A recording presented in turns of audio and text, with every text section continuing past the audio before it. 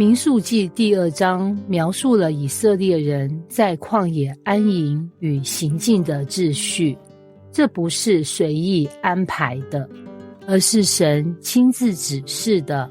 以色列人围绕会幕安营，每个支派都有固定的位置，显示出神的秩序与同在。犹大、以萨迦、西布伦这3个支派负责在前面带领整个以色列行军。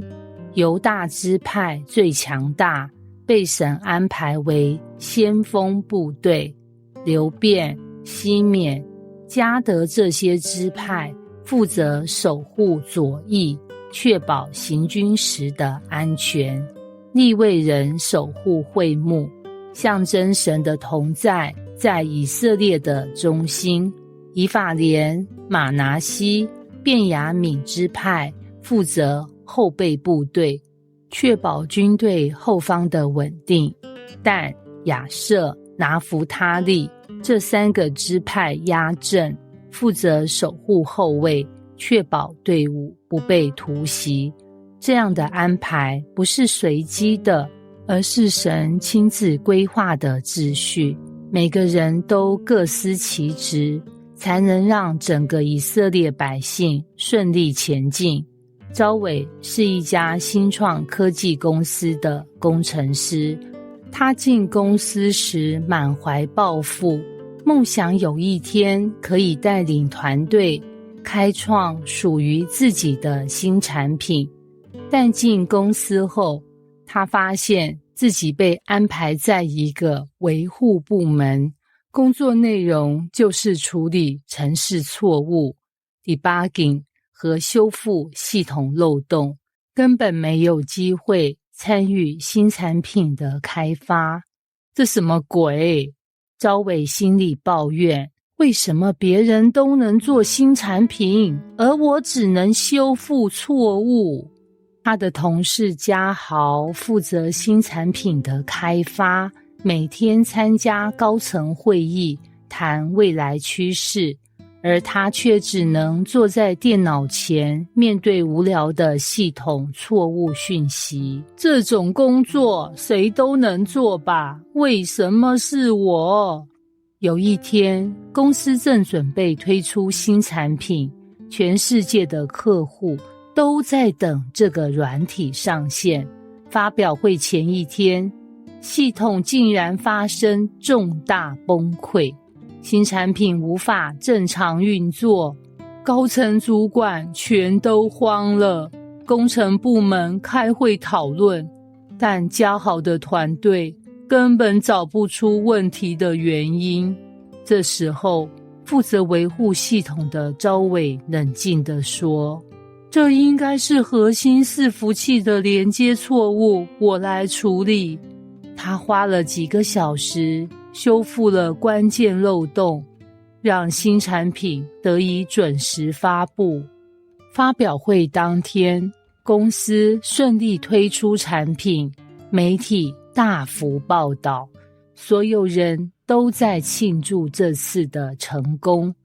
在庆功宴上， CEO 亲自走向招伟，这次最重要的人是你，如果没有你的系统维护，新产品根本不可能发表。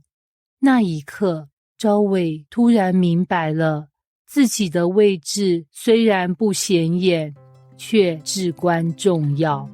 回家后，招伟读到民数记第2章，看到以色列人如何按照神的计划安营，每个支派都有自己的定位。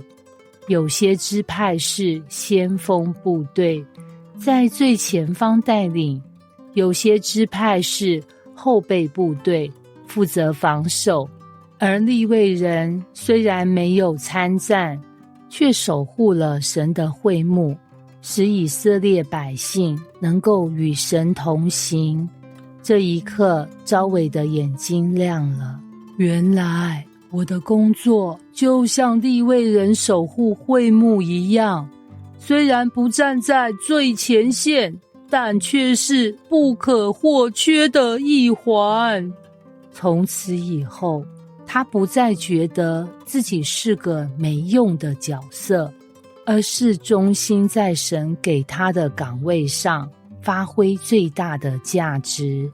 这段经文让我们看到，神的计划中，每个人都有独特的位置与任务。神的秩序不是随机的，而是经过他精心安排的。无论你的角色看起来是大是小，都是神计划的一部分。当我们忠心在自己的岗位上，神会透过我们成就伟大的事。